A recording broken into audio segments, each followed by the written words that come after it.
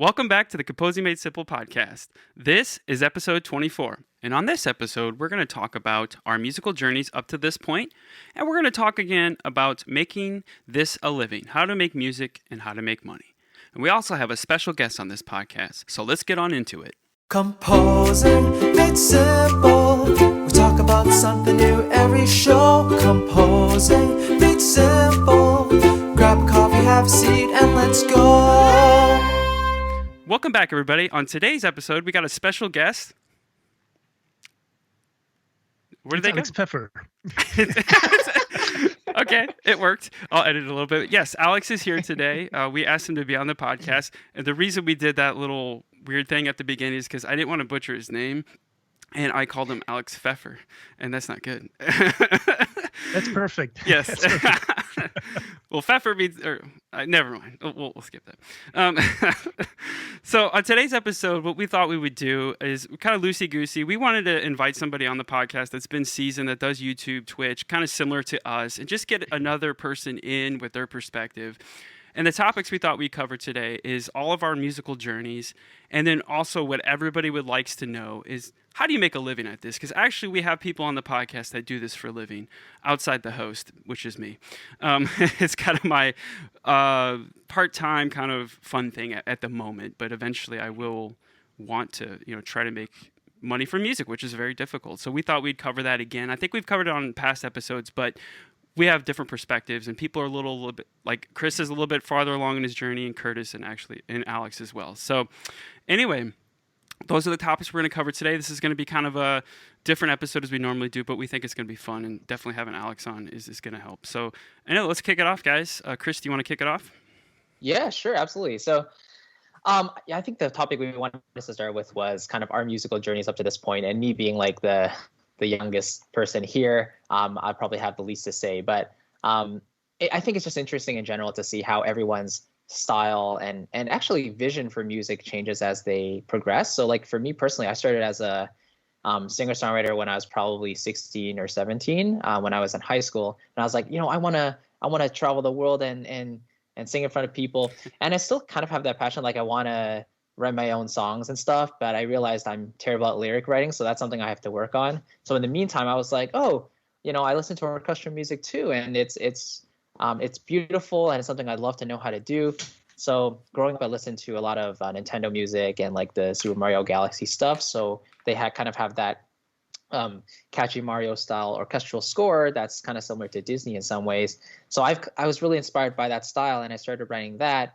And up to this point, it's been a lot of fun. It's been a great journey, and I'm learning a lot and talking with a lot of people. So overall, it's just been a ton of fun, and I'm sure everyone else has their own kind of share on how maybe they started music as a child and then grew up, and maybe seeing how their styles change. It's very interesting. I think it's something we can all relate to. So I'd love to hear Alex's take on this and see how we got started, and maybe Alex, how you see yourself today, if you are at a different point than when you started stylistically, and how you feel about that. Yeah, so first of all, thank you guys for having me on this show. And well, actually, it started. Where should I start? It has been that long ago, so I have to make sure that I don't forget parts. But basically, it was like two branches, basically. And it always has to do, interestingly, with social networks, because back then, there were no social networks. There was no Facebook or YouTube or something. So all we had like forums. And I remember one game developer forum in Germany. And all these guys doing music, they were on this forum. So I remember one day when I just released the track, or when another composer from a bigger game company released the track, and I listened to his track and said, like, interesting, his middle part sounded exactly like my main theme, but there was no chance that we both knew from each other. We could see it from the timestamps and everything, and on the tracks. And I contacted him directly and say, look, my track sounds almost exactly like your middle part, your main theme. I don't exactly remember which part it was. And that's when he wrote me back and say, hey, I listened to that. I really had a laugh, but we should phone because we really like your music. And that's how I got hooked up with Dynamedion, which is now Germany's biggest video game music and sound design company, basically. And Cool. the other branch I got in was I used all the crappy and all these samples, free stuff that I collected as a kind of like a hobby musician back then. And try to write a big action demo, because when I was listening to sample library demos, they all sounded either classical, they went this, legato. So big back then, when legato was a new articulation in sample libraries, everybody tried to, try to show it in the best way. And I thought, hey, trailers, rock stuff, where's all that, that pumping hybrid cinematic trailer stuff, So I wanted to write a demo like this. So I composed a demo like this and send it off to East West, and so basically Sounds Online today.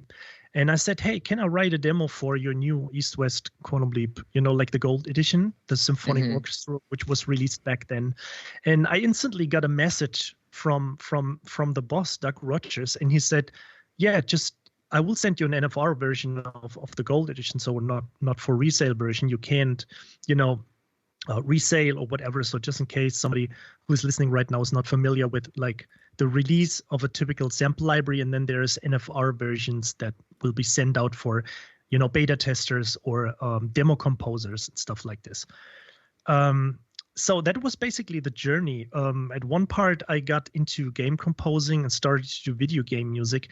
And the other branch was basically like getting the recognition from writing my first demo track. And of course, was fortunate enough to do it for that company, for Sounds Online, and with all the community back then, because it's like basically one of the biggest sample library developers out there. So I got a lot of feedback. Eventually, one was leading to another interview, and then people got interested in my music and checked out, back then when Facebook came along, or YouTube, checking out my channel, and things started to grow from there. Yeah. Oh boy, I talked for a long time. No, it's okay. This is Cool. your It's first interesting. Oh, So, you haven't heard you us know, yet. good job. You haven't heard me and Curtis get long-winded. No, that's cool, because like East West at the time, what you're talking about was pretty much the premier sample library developer at the time. Yeah, because I remember buying. Well, Curtis is a longtime user of East West stuff, and so am I. Like, I bought literally. The first one I think I bought was Goliath in the actual box, the huge box that you would buy, and then I got Quantum Leap pianos. So this would have been like those boxes. Yeah, I missed 2009. Yeah. Yeah. So, no, that's cool. What were you gonna say, Curtis? Sorry. Oh no, I was just saying I miss the boxes too. I used to like when I would live stream. I used to like to have all my sample library boxes behind me, of all the libraries. But then That was like the thing back then, wasn't it? yeah, not really. Look at what I got, dude. I spent like thousands of dollars on two Yeah, libraries. look at all the thousands of dollars I've spent on this stuff that's now $400. Yeah, right. Like $200 now. You can get some of these libraries from East West, which is great, because now, like we were saying before we started recording, Alex was saying, when because we're a little bit older. Me, Alex, and Curtis are all about the same age. Alex is a little bit older than us, and we got started in music before the internet like really took off. Like before, people probably, it's hard to remember, but like I remember before YouTube, Facebook, and and he was talking about forums and stuff. It's like, yeah, and I think Curtis, that's how you got started, right? When you were in high school, was a forum. You would post on a composer forum, and Yeah. yes, Yeah. you guys are a little more Sibelius. traditional than me. Yeah, Sibelius, that's it, Local right? software. Yep. Yes. I come from the metal rock world. I'm a guitar player at heart. That's just me. And me and Alex share that. Alex is a guitar player as well. So like that's where my yes. musical journey started in high school. I wanted to be, dude, in a band. Like I hated high school. I hated school. It was not my thing. I was all about guitar. Once I found, like, I used to play sports. I used to be a good baseball player, played football. Right. And I think 8th or 9th grade is when I started playing guitar. I was like 12 or 13. And I've always wanted to play music. So they started playing music in school, like 5th grade, I think, were the band instruments. And I begged my parents to play, because nobody in my family plays music. My parents and my sister, they don't play music. I think my grandma played piano by ear, which is where I get it from, and on my mom's side. And so I desperately wanted to play the trombone. Don't know why.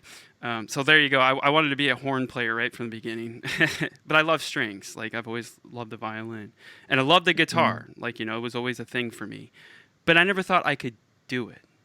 It's like, you know what I mean? Because like if nobody around you plays instruments, you just think that's like a thing. Like what? Well, I guess I can't do it because nobody in my family does it, and I was always jealous.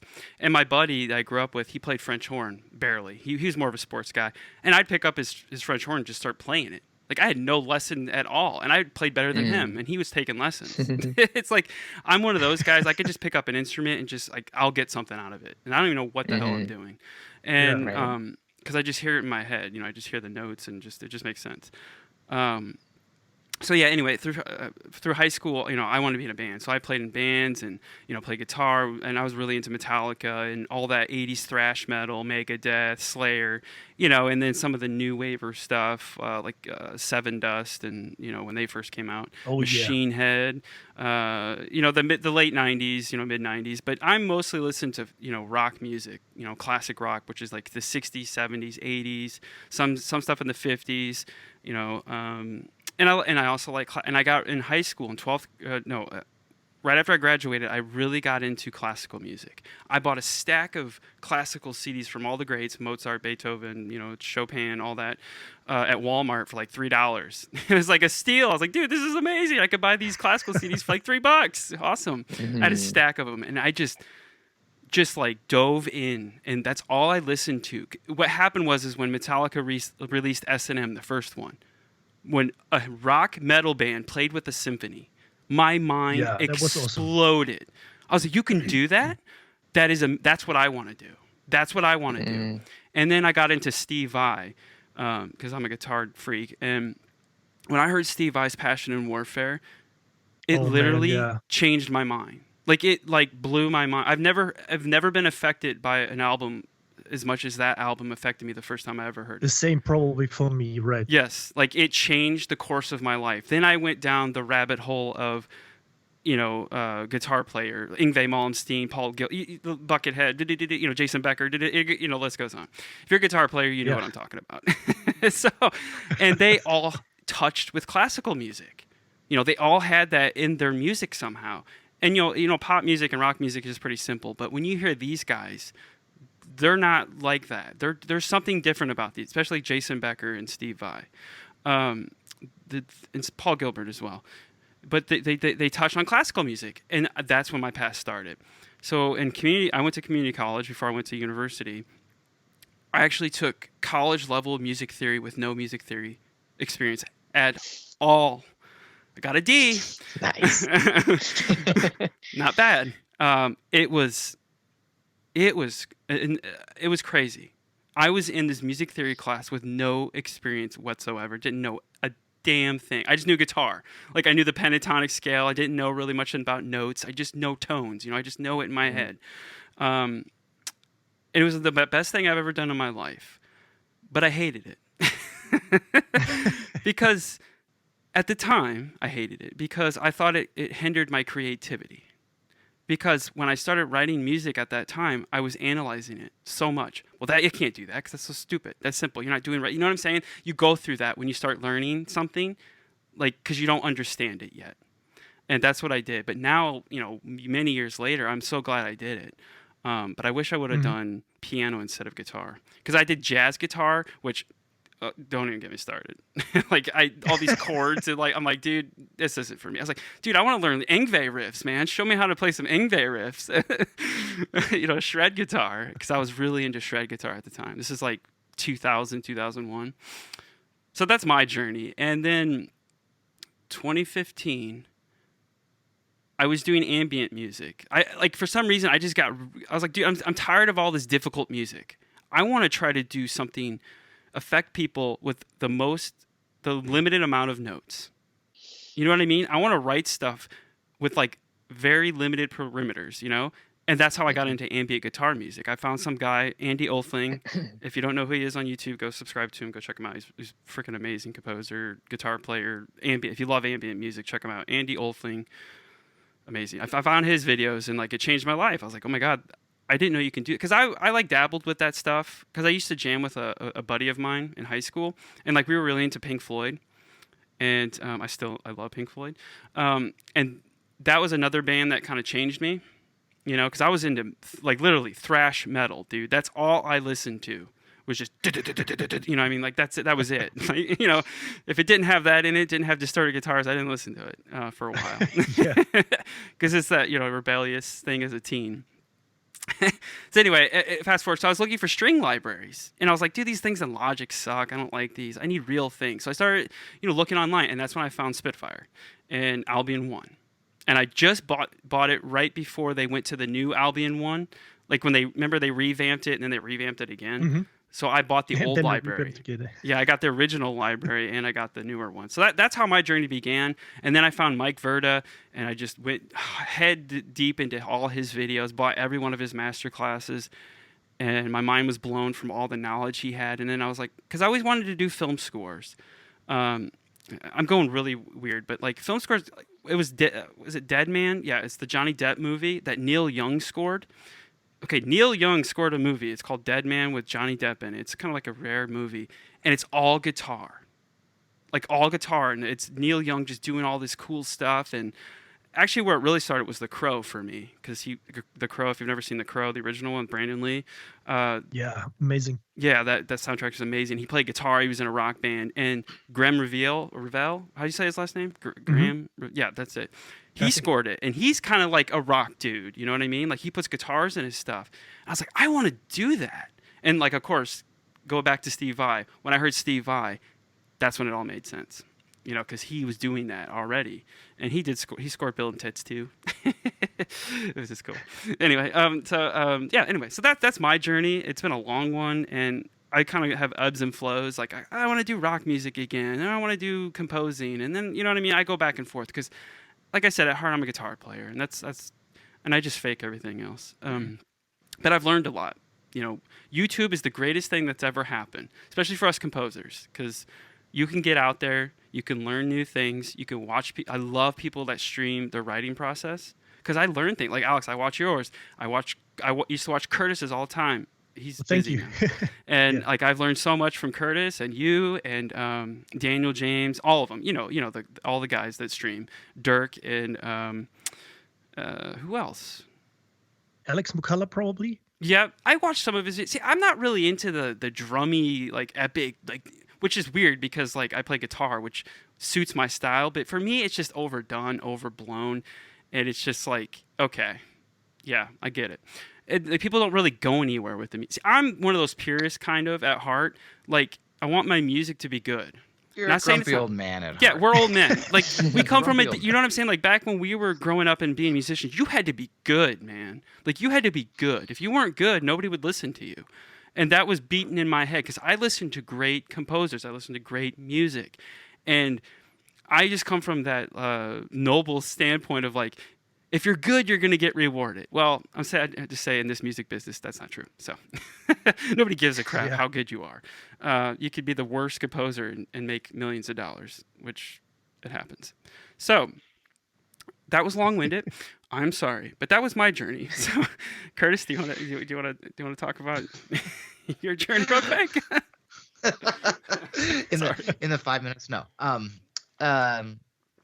Yeah, no, it's not anything special. I mean, just kind of similar. Chris got into music in high school, was in all the music programs, wrote like mostly choral stuff. Actually, is kind of where I started. Was like writing choral, either arrangements or pieces, maybe a piano arrangement here and there. You know, every Christmas concert at school, I would always have a piano arrangement I would perform at the concert or whatever for some Christmas carol or something.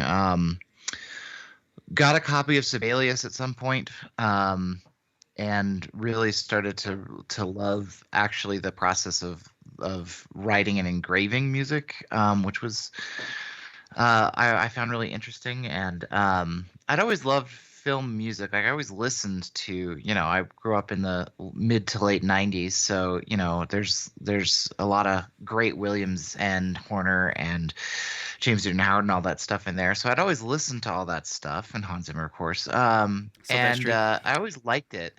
But I always thought of myself as like a concert person. Like I would write concert music. then it came time to go to college, and I was trying to decide between a college in Minnesota and a college in LA, and I kind of ended up going with the one in LA because I was like, well, I'll meet more people in the film business, right? Hmm. um, and when I went to college, I would write for student films and stuff, but I really kind of commercial music was not super interesting to me. It was still just like I want to write like I want to be like Eric Whitaker. I want to be like John Adams or something. I want to get things performed, and it turns out that's even harder than being a media composer is being a concert composer because Yes. there's just even less space. I guess there's just less space for people to be successful because there's just not a lot of a market, I guess, for that. It's just a lot smaller, and so there's just a lot more competition. And if you're not known already, it can be really hard to break in. So What college did you went to? I went to Biola University. It's a small, like, conservative Christian college in La Mirada, California. And it had they had a very good music department. And it was filled with, I got to take lessons from, world-class musicians performing in, the LA Philharmonic and stuff like that, or the LA, cool. LA Phil and stuff. So Nice. it was a really wonderful experience because it was really small and everybody knew everybody, but also there was a lot of really great professional musicians who weren't going to sit there and, give you a bad education. They were going to push you to be really good. Mhm. And most of them are still there and they're doing a really great job. But yeah, when I graduated from college, I suddenly had to do something, Yeah, right. The with dilemma.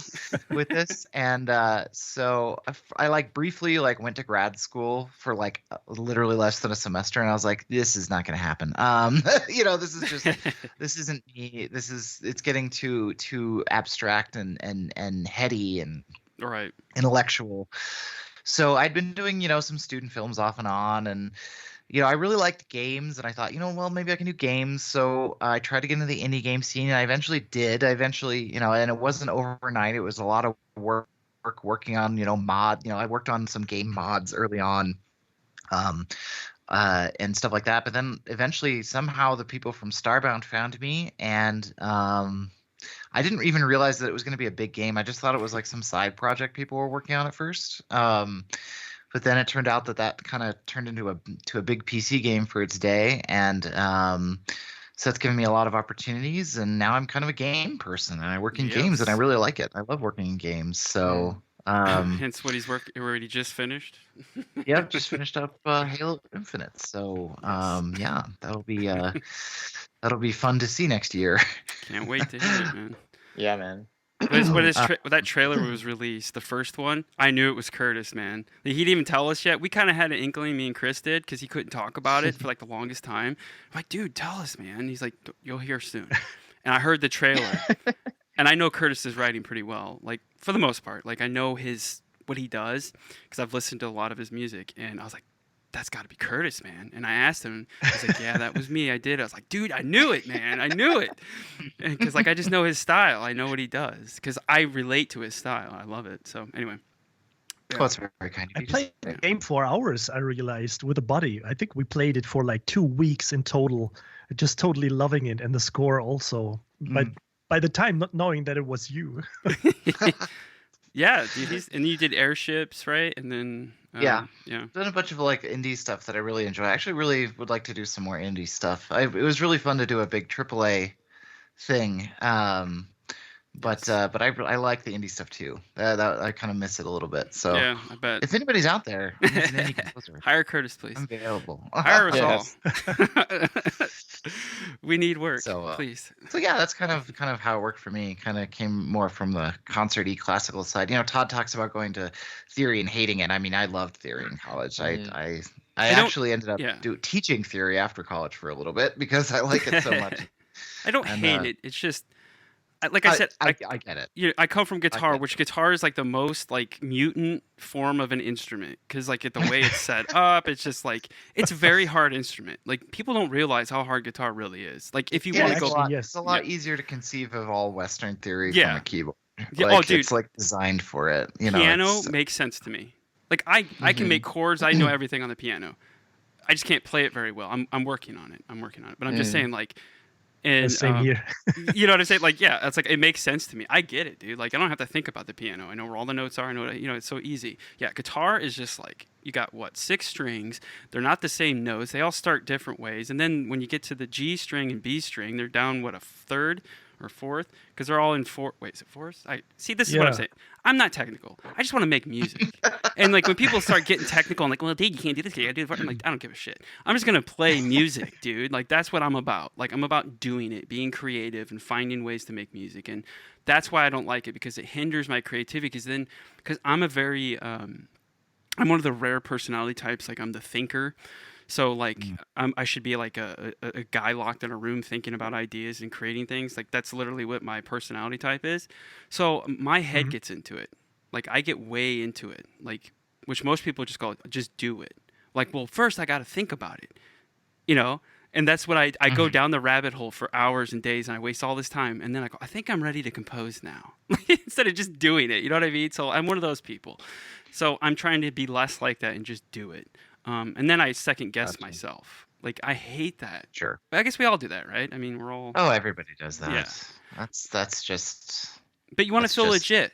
I Like, you want know to what say mean? that that's just like creative life. Yeah. And it is. But I think it's actually just like human life. I think accountants second guess themselves and wonder about how good of accountants they are, Right. and lawyers and things like that too. So I think that's just human experience. So Yeah. Um, But you yeah, want to well, be that legit. was wonderful. It's really, yeah, it was really cool to hear everybody's like sort Path. of like where you came from. That was really Yeah. really fun because it's like they're different, and that's always so really interesting to hear. It's funny how we all stumble into the like the film score, movie score. You know, like it's usually a movie you hear or a film soundtrack. Like me, it's Back to the Future. Like that's my favorite score of all time. But there you go. There's where the guitar comes from. Marty McFly played the guitar. Yeah. But Right. like I grew up With a rock pick on the the metal pick, dude. scene with a pick. I mean, yes. Yes. And that big freaking guitar amp, dude. I know. It's like if you grew up in the 80s and 90s, like that's, guitar. You got to remember back then guitar was a thing, man. Like it was the thing. Like it was cool. Think about all those 80s movies. They all play guitar. Bill Ted's, Back to the Future. It was just like the instrument. And then, the hair metal. Like, I like hair metal. Screw you if you don't. Some of it. Well, definitely. I grew up with it. Yeah. Poison and all these bands. Dude, yeah. Yes. See, that's what I'm saying. Like, Alex, like, we're right there, man. Trust me. Like, we probably listen to the same stuff. Our record collection's probably the same. But it wasn't, like I said, it wasn't until Steve Vai where, like, oh, you can be legit. Like, you can be a legit composer, guitar player. Like, you just don't need to know bar chords and, this whatever stuff. Because most guitar players and bands, like, it's all by ear, It's very rarely you find someone that actually knows music theory. But, like, Steve Vai is legit. Like, he is a composer. Like, he composes he gets his works played. Like, Curse, what you want to do, he does that. But he has to go to Europe to do it. Because, it's just like because John Adams has taken all the spots in him right now. Yeah. I'm joking. But no, because it's so hard to get Yeah. your music played. Because Because nobody wants to hear it. It's really hard. Well, and it's hard, if you're a professional orchestra, Yeah. it costs so much to run your organization. It's hard to give people that you don't know are going to pay off a Right. chance, right? Like just the rehearsal time is expensive enough that it's just hard to do. So Because, like, nobody but goes to the concerts. Well, I mean that kind of transitions us nicely into the how to make a living, which Right.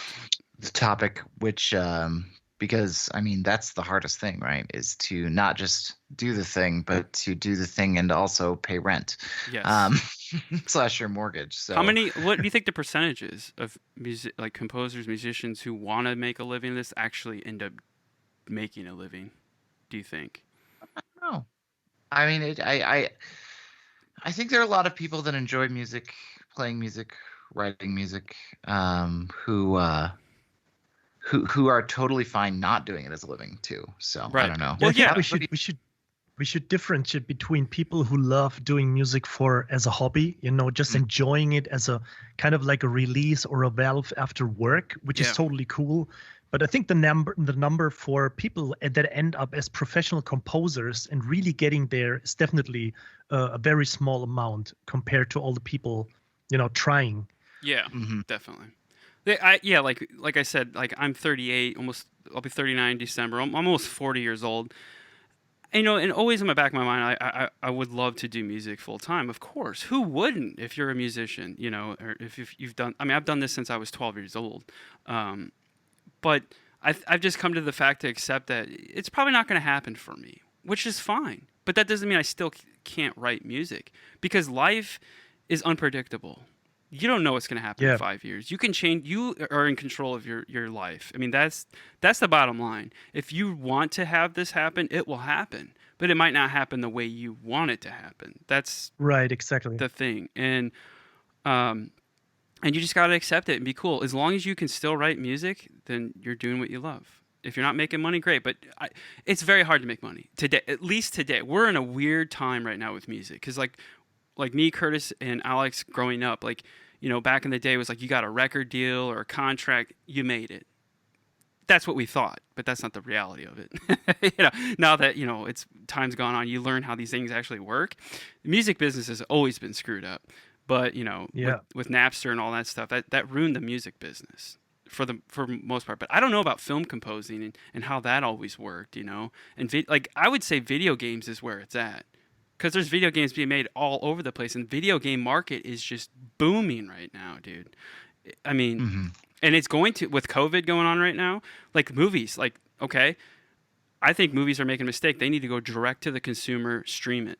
All these services like Disney and Netflix, like, they need to offer licensing to their music or to their movies and just put them live on the streaming service. Skip the theater. Yeah, maybe. But we're not going to do Alex, that. what has your experience been with games? You were talking about that you were with doing game stuff through a company. Like, do you do that like as a on a contract basis, or are you actually an employee? Like, I know there's like a million ways that happens, right? Yeah, like, no.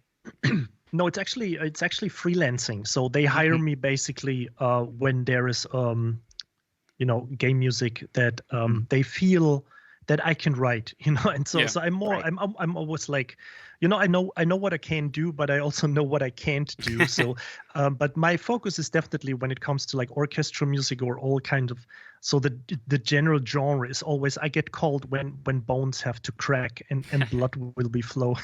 Okay. It has to flow, like That is the basically all these perfect, battle genre. tracks and You're the and relief war pitcher. track. Like when they need somebody, it's like they call Alex. Like, okay, he's gonna get this done. You get the hitman. Yeah.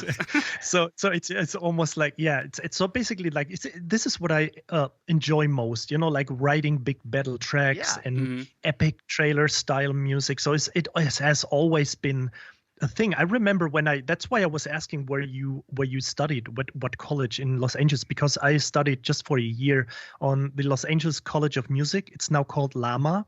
Okay. LAMA. So like having like all these lessons with Frank Gambale and all these things, So, but I was sitting in with my roommate, a guy from Sweden, and I remember that when we were sitting together in the living room and listening to music, and we always had this discussion between like a trio, like contrabass, drums, and soft piano, and I was like, no, hell, man, we just need more instruments and orchestra and choir and drums.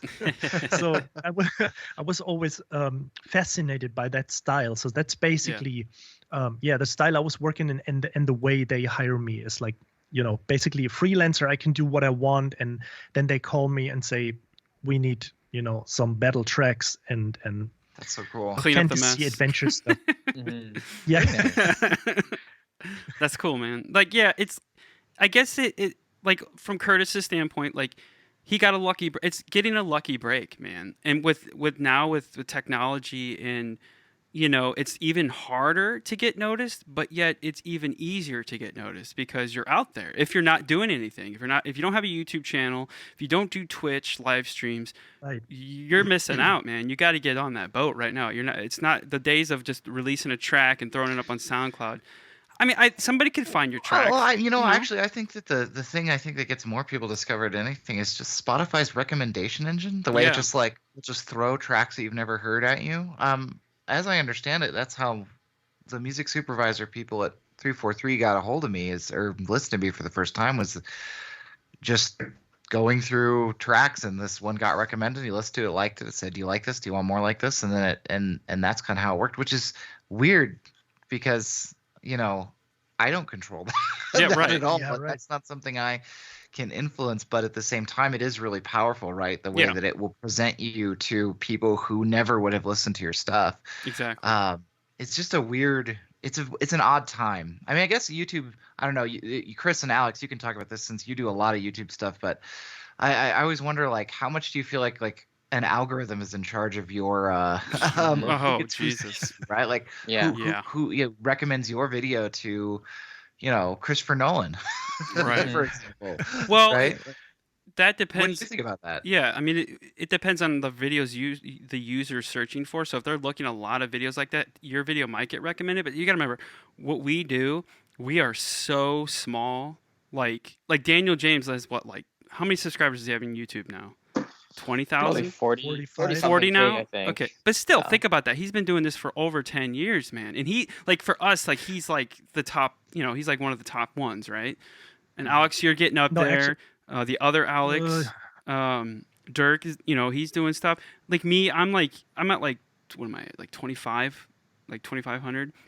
But I haven't done much, and like now I'm releasing the podcast, which I should have done 2 years ago on YouTube. But yeah, go ahead. I think want to add something because of the YouTube stuff. So the thing is, it sounds almost like a German analyzation of things.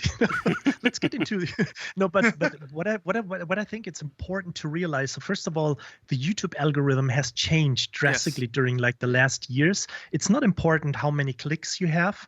The most important thing is that you get your SEO, that you get this Right. YouTube SEO right, meaning that you have a matching title, matching with the description, Tags. and matching with the text. Yeah. So if you set up a video, if you record a video and in the beginning you write, hey, check out my new track, and then in the description you just put a link to Spotify, for example, and then the text you put in, composer and your name, it doesn't do anything. But if you just have like a title that matches with the keywords, you can look up when you go to the search bar up in YouTube, or you can use tools like TubeBuddy or vidIQ or something Right. that will analyze all these keywords. And when you just use these keywords in your title and then you write the description, like for example, there's this keyword in the title, hey, check out my new amazing track or something, and then in the description you say, hey, this is my new amazing track, blah blah blah. So I'm just doing an example, and then as a tag you use amazing too, just in case if this would be like a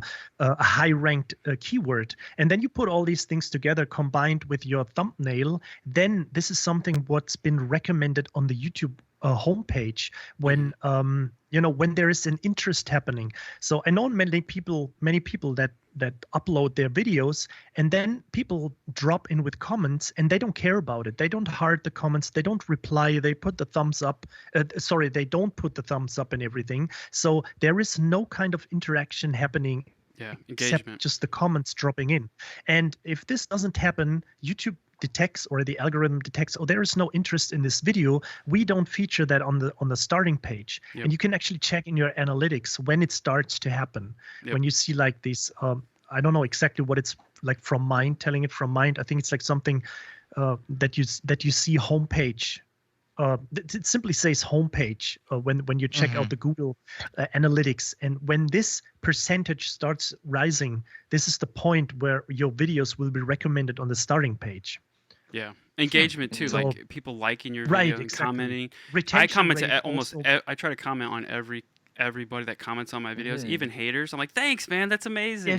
Yes, definitely. That's the best way to do. So many Yeah. people get, like, let's say frustrated. I was about to use curse words, Go but ahead. I just wanted to. People get pissed, like they just write something and you see they getting enraged, and Yeah. it's not a healthy thing to do. So better you just keep trolling back, something like, thanks for taking the time. Yeah. You just Yeah, pushed my That's what I channel, do. and so you helped That's me right. with growing, something like this. Yeah. I will say I've been doing this for a while, like YouTube, and I really don't get a lot of haters, which is great. I mean, I get the occasional, just dude that's trying to Yeah. troll. Yeah, but- we all get. yeah, we all get that. But like for the most part, like we have the Discord channel too. We hardly ever have been. I mean, it's always dead. But I'm just kidding. Well, it's like I'm hoping everybody's composing music, what you're supposed to be doing, instead of chatting on the on Discord. It's weird. Our Discord, like, it goes up one day and then like it will be dead for weeks, and then all of a sudden we'll get a big flow. But yeah, like we don't get like those people that come in and just troll all the time, which is great. That's why I stay away from VI Control, because like I actually signed into it like last week or so, and I'm just like, oh, why? It's like, why? I mean, I understand you gotta, be a participant, but I'm just like I said, this is a hobby. I'd like to do more, but I just don't like all that negativity, man. Like, there's just so much. Like Facebook, I just anyway. Yeah. But yeah, I mean, I'm all think it's about helping probably- people. Like helping people. That's why I started my channel, because I was like, well, I'll share some things that Yeah. I find, like useful sometimes, because I think maybe somebody else will find it helpful. And I've got some videos that people love and that have found, and like, oh my god, I didn't know you could do that. Like in Logic, to be able to bring up your instrument with a key command. I used Logic for like 10 years, didn't know how to do that because you kept clicking on the thing to bring up your instrument. Yeah. Contact instant. It's like, yeah, there's a key command for that. It's like, holy god, it saves my time so much. Yeah. But yeah, just stuff like that. That's what I would always share. And it was like, let's just say this too about, since we're on YouTube, like, make a plan. What do you want to do with your YouTube channel? You could share music, which is great, but try to help people, to bring them to your channel to discover your music. But I'm going to tell you this right now: most people don't care about your music. Some will, most don't. Mm-hmm. They just want the information, which is great. But see, you're making a brand, and it's all about you. It's all about building a brand. And what do you do? Like me, Alex, Chris, and Curtis. We all do the same thing, but we all do it differently. Like Alex Music, you can like Alex, you can give us that MIDI file, like a MIDI file that you created, and all four of us will go and do something, but it's going to sound completely different. And that's the right. beauty. That's the beauty. So No, you will all sound the same because you're lazy composers. but I do hate those damn I'm sorry, I MIDI just had ads to- I on just had to YouTube. mention this. Dude, are you frustrated composers in this? Do you want to be amazing? Buy my MIDI pack today. It's like, For dude, shut up. $999. Right. Exactly. I'm sick of seeing that ad. You probably know what I'm talking about on YouTube. I'm like, dude, Yeah. I want to. Yeah. Anyway. Oh, dude, I saw it the other day and I was like, I cringed so bad. Yeah. Oh, it's so bad. I cringe. Well, you can get folders of all these chord progressions and all this stuff, and you could become a great. I'm like, dude, shush. Like, I know what you're doing. if it would have been marketed differently, Yeah. by telling people, because I mean, it's no mystery that I kind of like, found that it's not really like a niche, but then again, it is, because it doesn't exist for video games music and trailer music. That you have like, as we talked before we started the podcast, that I thought it would be interesting to have like 4 to 8 bar MIDI snippets of full blown out orchestral arrangement or string arrangement, and then trying to market it as being helpful, as like some kind of educational thing for composers. Mhm. Because back then when I started out, I would have loved to have something like this, to see like Hans Zimmer style Pirates of the Caribbean.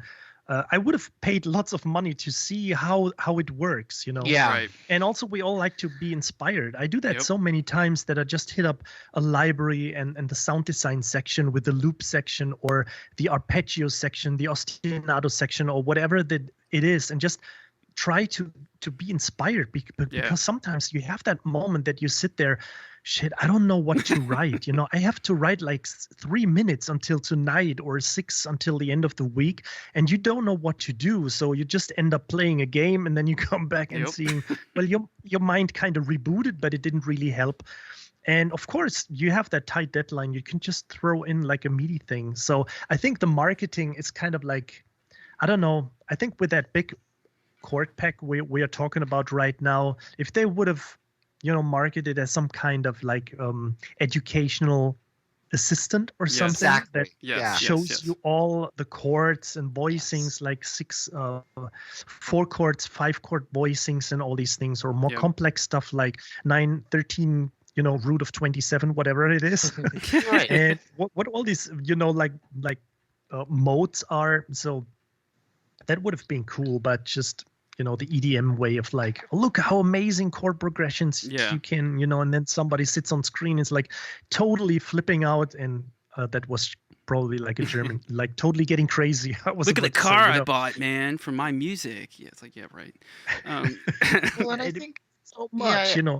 Before it was just composing, with one key only, Right. with Go, a Curtis. bass Yes. Yeah. I mean, I think you bring up a really good point in terms of just like, that's such a great educational tool. That's such a great point, right? Like that, looking through that and learning from it is such a great point. But it's presented to you as sort of the opposite of that, I guess, right? Like, why learn chords? Here are all the chord progressions you could ever have, right? And Yeah. the problem is not the thing, right? The problem is not that there is a giant folder tree of a bunch of chord progressions. That's fine. There's nothing wrong with that. It's the presentation of it that way. I Yes. agree with you. That's a really insightful thing to say, I think. Slimy marketing tactic. Yeah. Well, and especially when there's such an opportunity to teach, right? There's such an opportunity to be like, hey, look, this is why this works, right? Like maybe a little text file, you know, Like in the Rick folder. Beato. Like Rick This Beato. chord, this Yeah.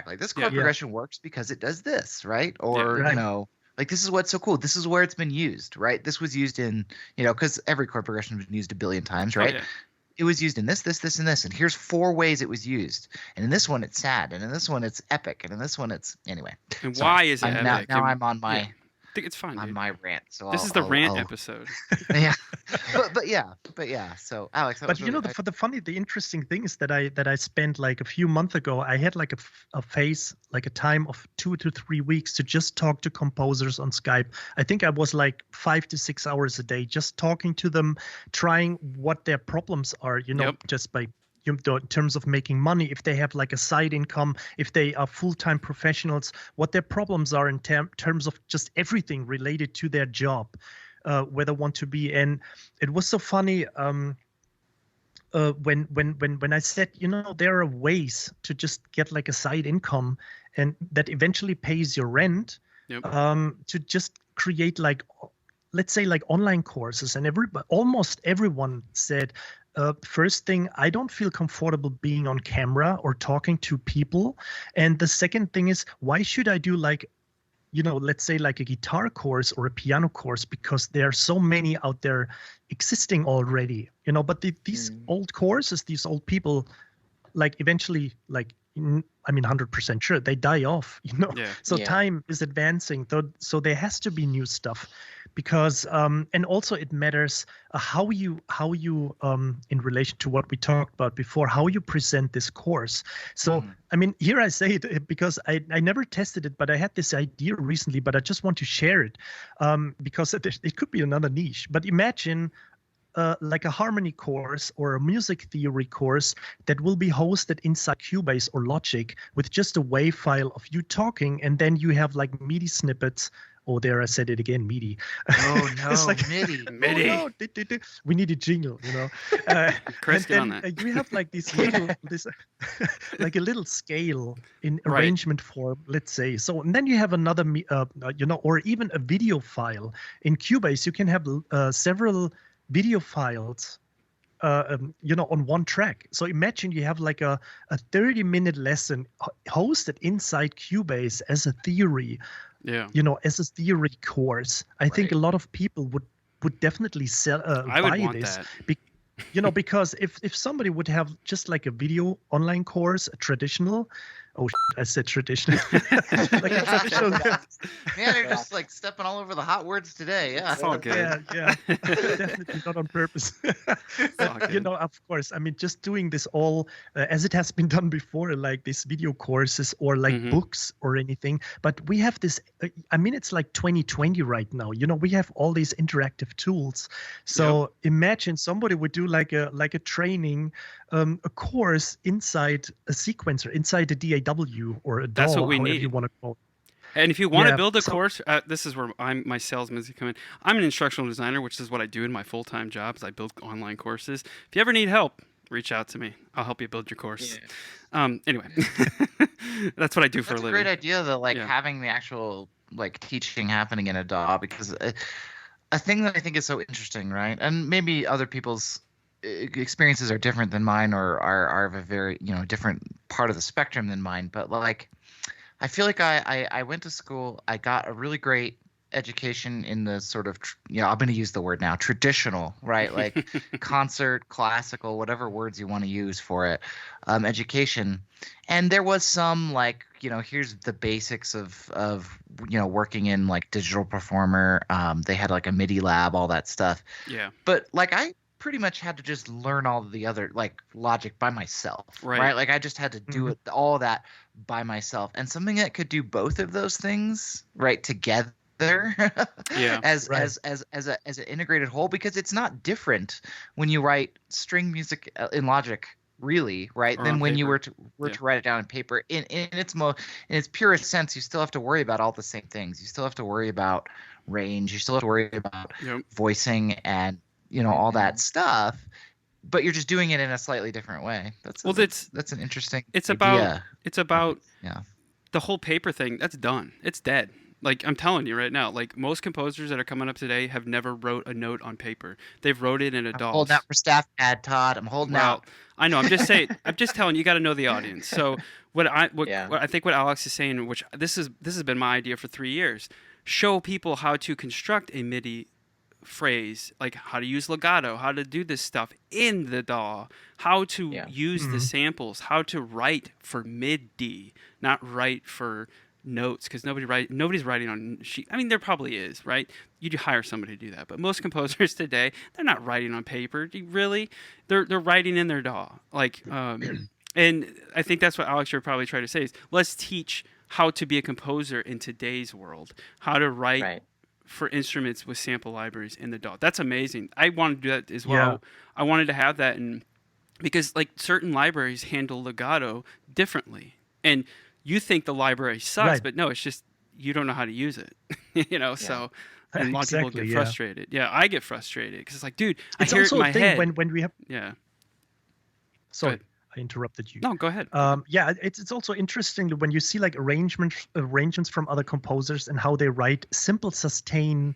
Let's say this bad word like pads. Yeah. They write this. Let's say this rudimentary string arrangement, and then you see like notes not even flowing into each other. So they don't even care about how a note even if it's just a sustained pad, how they flow into each other. Right. Given as for the example that you just had to use whatever like an ensemble sustain patch or something. So Mhm. there is so much. What I'm trying to say, there is so much in the detail that you can do to get like a realistic, let's say like a realistic sounding string arrangement with just sustain samples or Yeah. an ensemble sustain patch. And a lot of people don't even know what the mod wheel is. Seriously, Yeah. I mean, I listen to music and and somebody was sending a track to me and asked, well, how do you like it? And I said, well, dynamic wise, there could be a little bit something more happen. Did you just, what did you do with the mod wheel? And then there was like an email coming back say, oh, I just touched the mod wheel and it changed the volume, the Right. dynamics. Yes. And I was like, yeah, so a lot of people don't even know what they have or what they are using. Yep. And but you can't even how do you say, like, you can't even make fun about it because or you don't want to talk bad about this happens, because there is so much you have to take care of that some people just maybe pay too much attention to set up a compressor or an EQ or how this or Production. that sounds right in the production or the arrangement, that they don't care about simple stuff like accidentally moving the mod wheel with the elbow and say, oh shit, I just triggered dynamics. This is how it works. Right. Mhm. Well, that's the thing. Today, it's like you have a lot more to do before you write the actual music. It's like, Yeah. For me, You have like to I'll be be writing everything, lines. It's everyone. like, but I hear it in my head, and I'm like, well, I can't make this thing do what I want because it won't. Because the sample is not a person. It's not. You know what I'm saying? Like, I come from that background. Like, 'cause I'm a musician. I played in bands. I play the guitar. I'm a physical person. Just give me the damn instrument and I'll play it myself. Like that's Yeah. my mindset. Mhm. Or give me a musician, but we can't. Budgets are like, it's just this is the world we live in. So then you conform to the sample. And for me, when you listen to a lot of classical music, like you hear what they can do, but your samples can't do that. It's very Yeah. frustrating. But I get exactly what you're saying, Alex. I totally agree. Well, maybe we can all get together and design that course because we all have great experience. And Yeah. I'm willing to build it for you if you need it. That's what I do. That's what I do for a living. Right. Well, yeah, going to that topic about building or just content creation in general, the people who become the biggest are probably the ones who find something that is something lacking in the market, capitalize on it, go all in on it, and then they just pump out that stuff. But honestly, if we just look at, I think, material today, anything that you're really interested in, you can probably find information about. Yes. And we know that saying, there's nothing new under the sun, and I think that's especially true, every single day that passes by. But in order to be successful, you don't really need to have your own niche, really. I think it's more important that if you have your own way of presenting that material, like Alex was saying, or if you have something like a unique perspective on something, and if you have that personality, then that's almost more important than making sure the quality of the material is 100% every single time. Consistency is probably even more important than that. Just keeping a regular schedule and just making sure that you're also, serving what the people want. That's why it's very important to be receptive and open to suggestions and everything, because ultimately the people who follow you and the people who watch you and listen to your stuff and all that, they will kind of determine your success. And that also comes down to passive income and stuff, which we're going to talk about. Well, Chris, but, one point on what you were saying, I think it is appropriate, but you do need to have your own sound. That's why people come and find you. What do you do? What are you going to bring to the table? Because if I want to get Hans Zimmer, I'm going to get Hans Zimmer. Why the hell am I hiring you? Right. Unless you can't afford Hans Zimmer and you want an emulation. So, to your point, yes, those all make sense. But you have to do what you do. What do you do? Find that out and go do it. And obviously, most people don't know what they do. It just happens, like, organically. Like, eventually you'll just stumble into your sound. But if you're a real artist and a real composer, you're going to morph. You're going to change. Your sound's going to change with you because you're a human. And but you know what I'm saying? And then so you'll make a string library and people will be go. mad that it's not loud enough. Or it doesn't have ostinatos. Anyway, Hans Zimmer strings, right? Yes. I got to get that, dude. It's on my list. I think another thing is also that you have to be natural. This is very important, I think, because if you are natural, then, as you say, with changing your personality, lots of people probably. It happens. I mean, it happens to me probably, even though I always try to be natural in my YouTube videos or on my Twitch channel. But if you just try to act too much, try to act as being someone else or being cool or whatever, and then suddenly also your style changes in your entire presentation, and people will feel that. People, if they will definitely know if somebody is natural, if somebody can talk about problems, if they can admit that something went wrong on, for example, a live stream, or that they suck on piano like I do or on keyboard, So I think the most important is that you stay natural. And what I wanted to add is when you have your own sound that matches with finding your own sound, you just develop it that way, and also that you don't fake it and all these things. And that's what basically. I just had another point, but I just evaporated. Lost it. It's probably the age. It is. It happens to us all the time. What I was gonna say, like earlier, that's why I love John Powell, because when he shares his Instagram, he shares his Logic sessions, and you can see all his MIDI notes. It's amazing, like how he orchestrates. If you don't follow John Powell, man, go follow him. Like, it's amazing, even if you don't like his work. But like, you can learn a lot. It's amazing to see the Starship videos. Yeah. What's that? Sorry, it's so amazing. Oh, sorry. Oh, sorry. Alex, please go. Sorry, it's amazing to see those Starship videos. I always say, because every composer, when you see like these MIDI, the arrangement, it looks like starships always, like destroyers. Star destroyers. All right, Chris, go ahead. Oh, I was just you said even if you don't like his work, and I was just inserting a pithy. If you don't like John Powell's work, you're wrong. Don't be a composer. Yeah. No, no. I just say, well, some people have taste. I mean, I would say the Hans. Do you think the Hans Zimmer thing is over? Like, remember the wave of Hans? Like, everybody wants to be Hans Zimmer, and like, what is it now? I don't go back to Hans Zimmer responding to people criticizing his library that he released with Spitfire when he said, "What is the Hans Zimmer sound?" Well, like, I mean, ostinatos. Not necessarily. Dark Knight. Well, I know, but that's what people associate him with. Is Dark Knight, and you know what I mean? Yeah, but that's one era. That's the thing about Hans Zimmer, so great. Era. There's the Interstellar era. I'm sure there will be new ones. who knows? Maybe his next score will just be toy pianos. It you will. know? But I if you observe, if you observe it, because you say like there has been the Interstellar era, the Pirates of the Caribbean or the Gladiator or whatever. I Yeah. think that's the cool thing about Hans Zimmer, because he always surprises. He Yep. doesn't follow one thing for a long time, Mhm. and I think that's why he's always. And he doesn't. It's like this thing when you see like.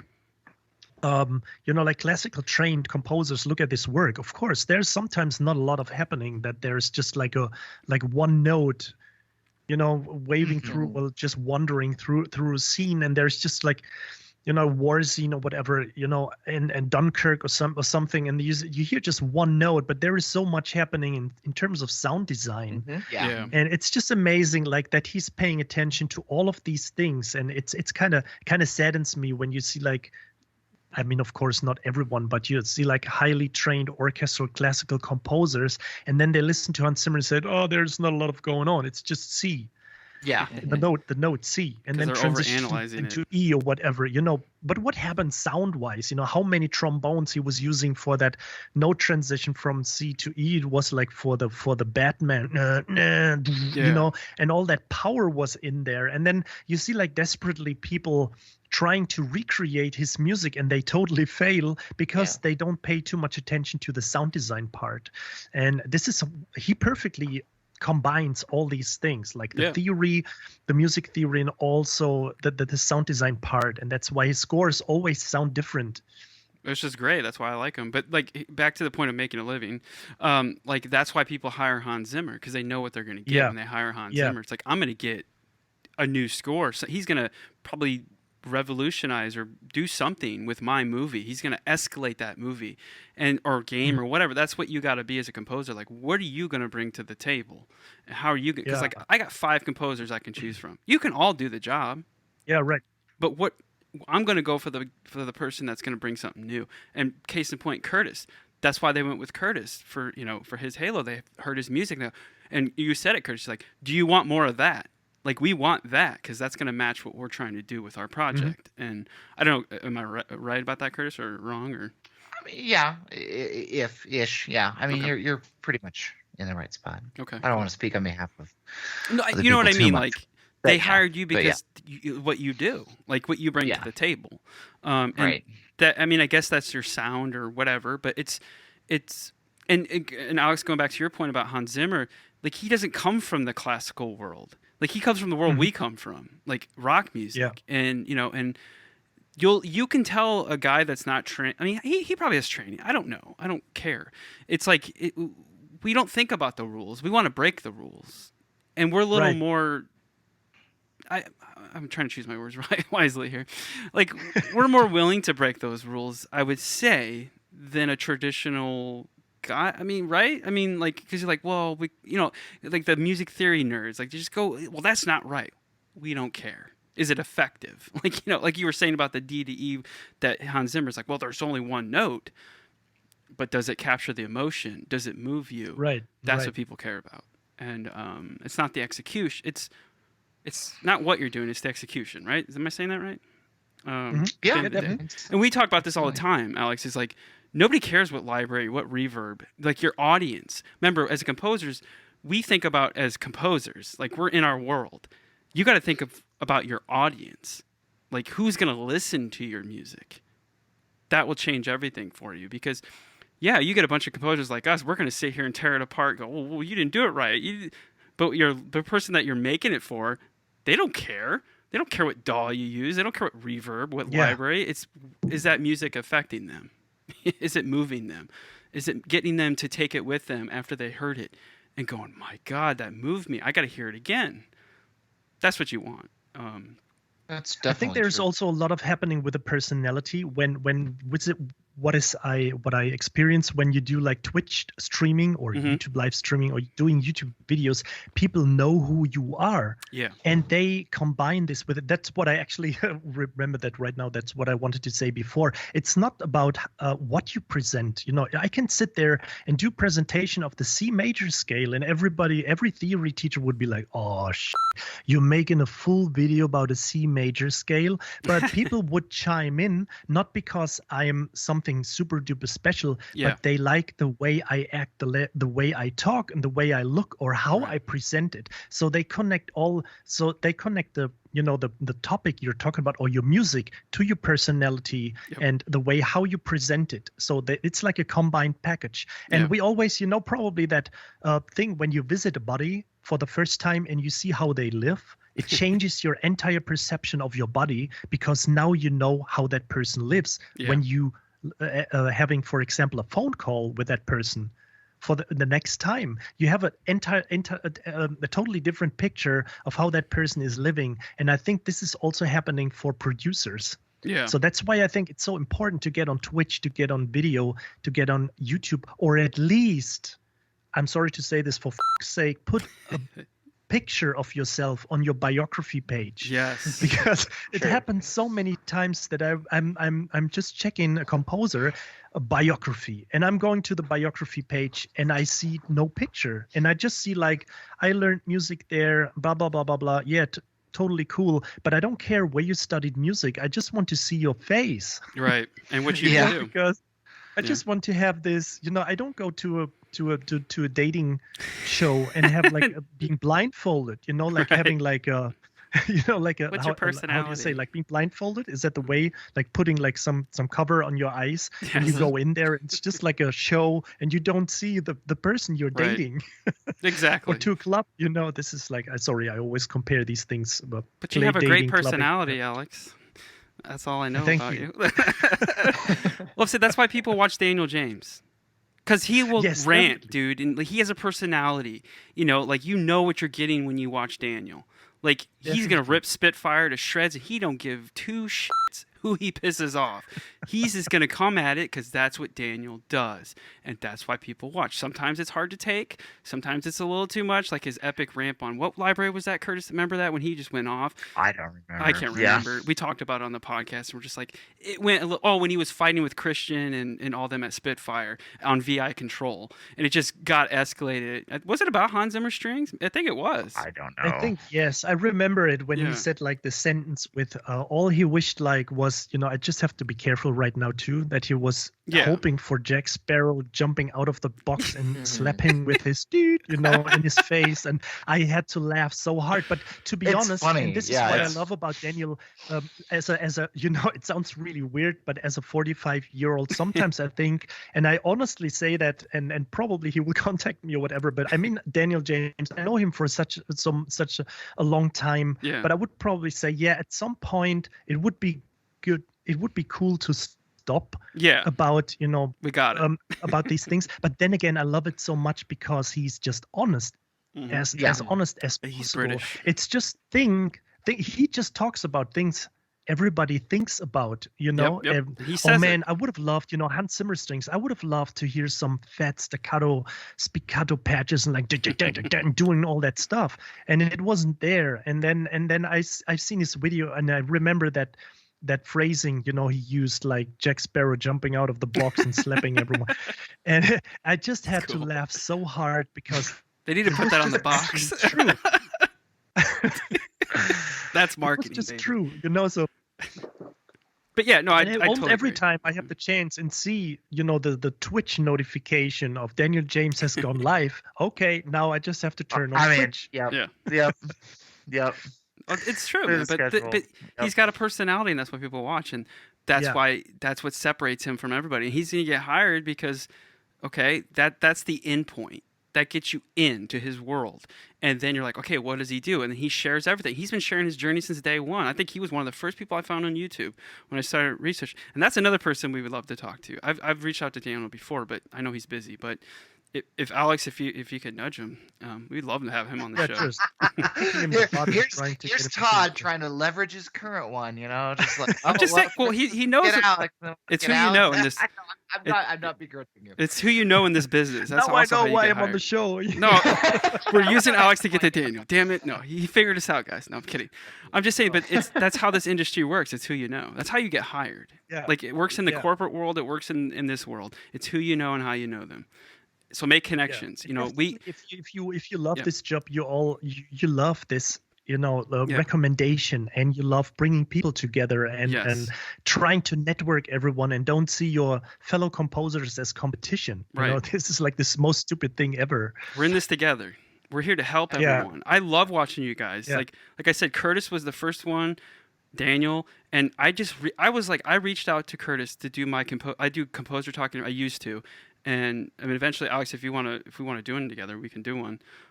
Like I have a list of people I want to interview, and so I Mhm. talked to Curtis, and Sure.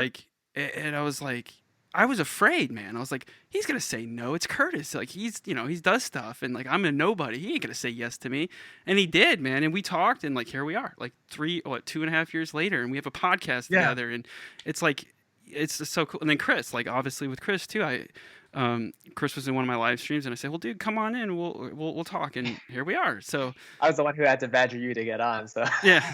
I was like, he's not gonna talk to me. I was like, no, dude. I was like, yeah, man, I'll talk to anybody because I like hearing people's stories. My vision was with Composer Talk was the Joe Rogan experience, but for composers. Mhm. That was my Mhm. idea, and that's what I wanted to do. I still want to do it. It's just time, getting everybody together, and Yeah. it's very hard to do. But I love it, man. I want composers like us to hear from real composers. Like people that are actually doing this for a living, because nobody knows Mhm. about them, until you bring them to light. Mm. There's people making livings that you never even heard of that they're killing it right now, and Yeah, definitely. so that's what I'm saying. You can do this, but how do you do it? And that comes back to our main topic. How do you make this your living if you want to do that? But I mean, it's hard. It's not easy. I mean, and that's why we say work on to be a composer today is you're not just writing music. It's more than that. You have to have a presence online. You have to have a YouTube. You have to have a Twitch. You have a Twitter. You got to do production work. You got to do this. You got to do that. Like you got to wear multiple hats in today's society. That's just the way it is. It's not all about writing music. Yes, when you're Hans Zimmer, that's all you can do, and then farm it out to all your other composers. Anyway. Yeah, you don't have to worry about your income, right? Right, He right. doesn't have to worry about anything at all anymore forever, Exactly. He's probably made, and he can just take care about what he loves to do, Exactly. Yeah. Yeah, like look at library music, and that's why I say I had a couple episodes back about stock investing. That's a way to make passive income without doing anything. All you gotta do is buy stocks that are really good companies that will make you money eventually. It's just all these things that you got to do, but also make sure you don't burn yourself out. Like I burned myself out because I was just doing I was freelancing my real job because I lost my job. Then I was doing Twitch, and then I was doing YouTube, and I was doing the podcast, and it was just like, oh my god, dude. And then and then at the end of the day, it's like, oh, I have to write music. Like you get lost. Yeah, there was something I had to do. You're right. Right. Why did I do this in the first place? Oh, to write music. But if you're not having fun, if you don't have, and that's another thing. Like I don't know if I'd want to do music for full time because sometimes you do lose. Like you were talking about, Alex, at the beginning, when you're on a tight deadline. Like I don't have to worry about deadline. I can just do what I want. But maybe right. But as a creative person like us, like sometimes deadlines bring out the best of you. Like, you know what I mean? Like I'm under the gun. I gotta write something. Sometimes your best work comes You out work that always way. better under psychological pressure. You always work better, right? Yeah. Chris, you haven't talked for a while. Like what? No, I'm enjoying the conversation. No, I know. I'm just saying, like for you now, like Yeah. you've been in this now for like what 2 years? Like when we started the podcast, Chris was just getting started. Like how have you like navigated your way? And you know what I'm saying? Like what are you doing since you're in this as an upcoming composer, like in this new world? Like we're kind of old farts, so No, it's an interesting point. I feel like since I've gotten started, it's like I feel like I've come up as the technology really boomed and it really became super advanced and very applicable to, or I should say, accessible to most people. Because, like, aside from some companies who have top shelf prices, it seems like the technology is just more and more friendly towards upcoming people and people who are just getting started. So I think along with me starting my channel at the time I did, I've learned a lot along the way. I'm still learning every day, but it's been great to see the growth and people getting involved and the communities growing in general. It's A lot of fun. And I always say, like, if it was not for my channel, I wouldn't have any of the arranging gigs that I do now. So it's very, and then, teaching during the day piano and theory gives me a lot of, I guess, gives me the stability to compose on the side, which is always fun, and arrange as well. So technology is just as good today even better today than it was before, and there's no opportunity like the present to get started, I think. Especially if you want to create content, get your name out there, and potentially score some stuff, arrange stuff. You just need a presence, and you need to get to know people, and there's nothing more important than that. And just stay consistent so people can depend on your content and rely on you for material. So it's been great. Well, YouTube and Twitch is not easy. Let's just say that right now. It's work, man. Like, it's more work than probably writing music. It's a full-time job. Like, maintaining that and putting out content. Like, a lot of people don't understand this until they actually do it. It's very hard to do a video. Like, you know what I mean? Like, yeah, you could just slap stuff together, but if you want to do it right, you got to edit. You got to shoot it first. That could take an hour, 2 hours. Then you got to go edit it, and which takes a while. Then then you got to upload it. So it's a lot of work. Yeah. But I think it's necessary, and you don't have to. And like I said, go in it with a plan. Like, okay, I'm just gonna do a video a week, or a video every 2 weeks. Just start there, and then ramp it up, because you see these people they're putting out videos every day, and it's like, okay, they work to get there. Like, you just don't just do it off the bat. But would you say, Chris, most of your money comes outside of composing? Currently, yes, it does. Okay. Yeah. Yeah, the majority of it. Yeah. But it's getting better, right? The more you get into it, the more you're doing this. It is. It is. And the more you content you put out, the more you write, the more credibility you gain for yourself, Yes.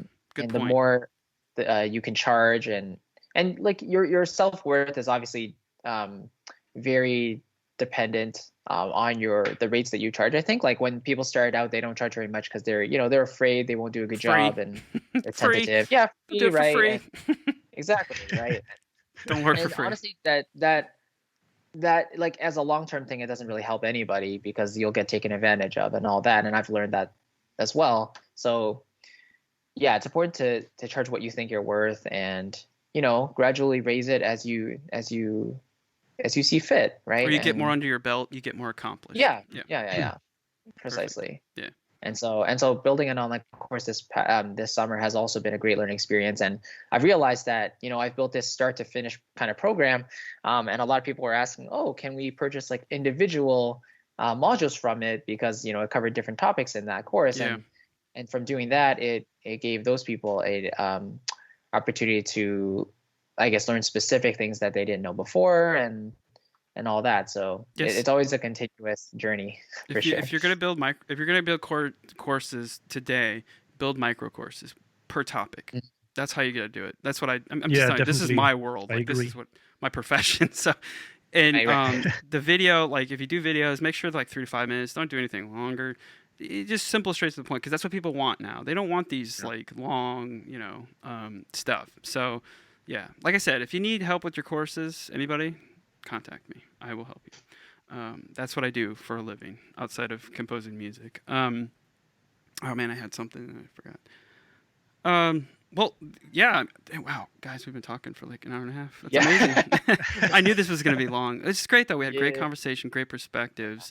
Is there anything we else wanted to talk about? I mean, okay, how about this? Because you mentioned this, Chris, is like your rates. What do you guys think a starting rate is? I always say it depends on your finances. Start there. How much do you need to survive? Right. But everybody always asks that golden question. Well, how much should I charge when I'm just starting out? Or how do I get my first work? How do I get my first job? Yeah. You might have to work for free the first time. But I would say after you got one thing under your belt, I would charge, even if it's $10, just something, because that shows that you're going to deliver something of quality, and somebody's willing to pay you for that. You know what I mean? It establishes a professional thing. If you just do it for free, they're like, oh, they're doing it for free. Who gives? They don't really care about what they're doing. They're just doing it.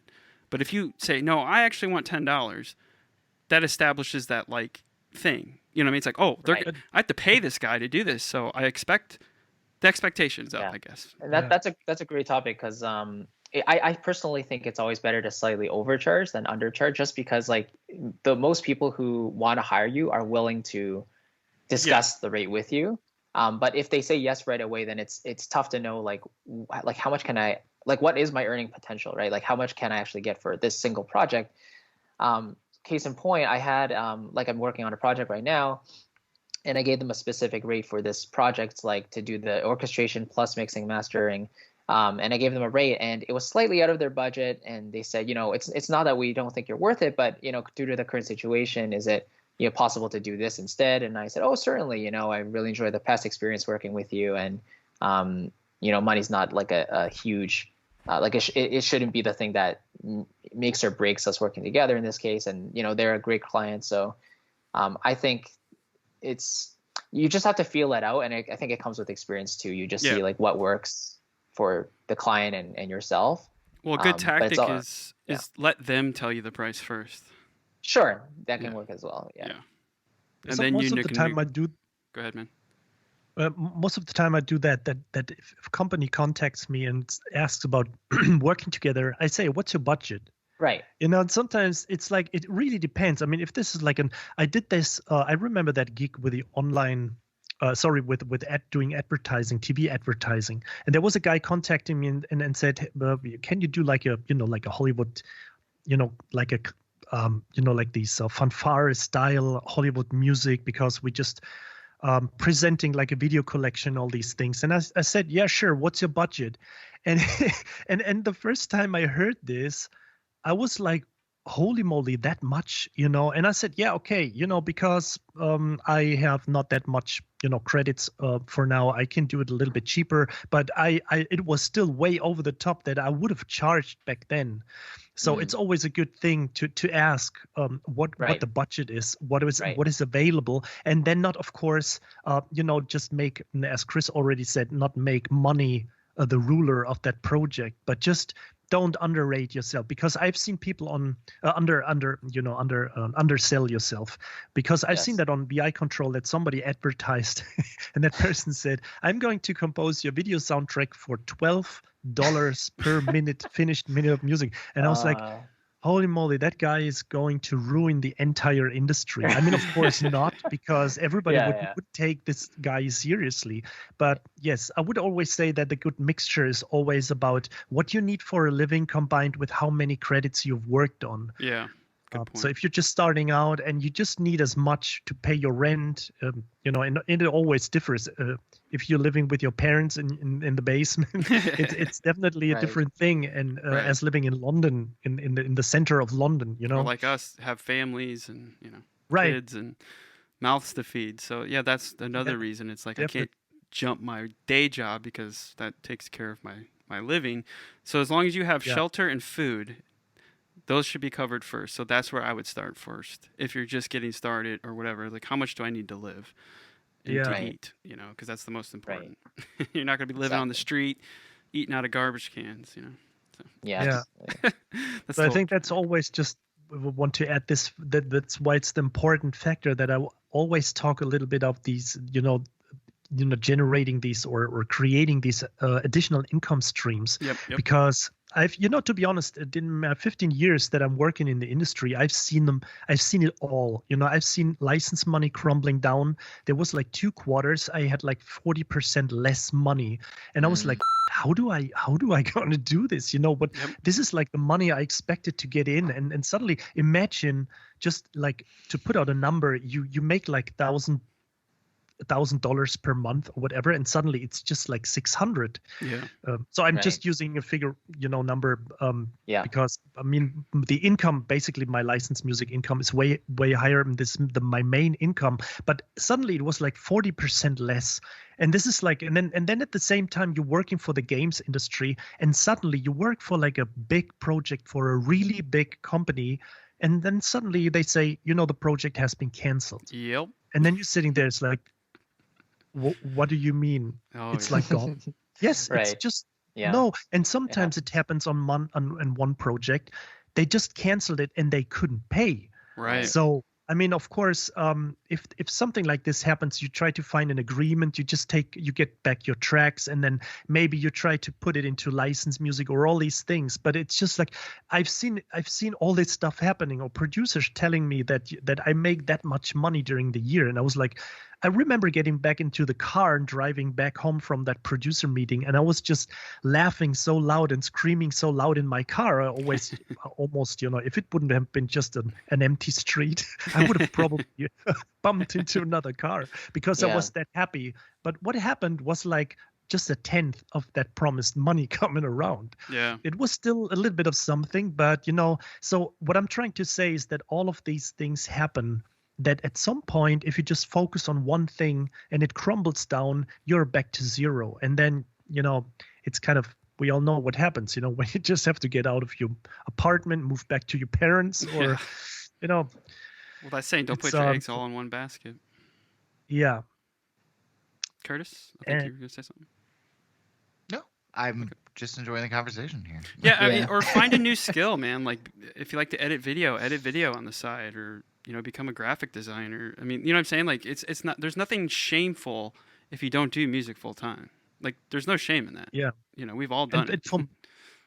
For me, I mean, if I can mention that again, but I'm not that guy who's like able to compose 2 or 3 hours in one bit, or just that long. I can't compose for like 10 hours. I go crazy. I just have to cut it down after like 3 or 4 hours probably and say I have to do something else. So that's how I got into all these YouTube video creation. And then obviously, I mean, during the last 2 or 3 years, I did some research about how to optimize all that stuff. So I learned about OBS, and then I was always wondering about the camera qualities of these guys, the streaming. Yeah.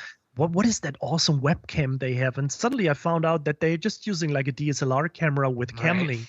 And I was like, oh shit, that's so awesome. I just have to get one. And then you're just seeing like that 1080p picture. And then you think about all these things that you can create high quality video recorded courses and all these little things that you can do when you don't find the creativity or, the engagement for composing music. And after that, you get back to music. So you stay productive for like 12 hours, but your mind shifts between these things and never gets burned out because you really love that you can just spend 3 hours here, 3 hours here.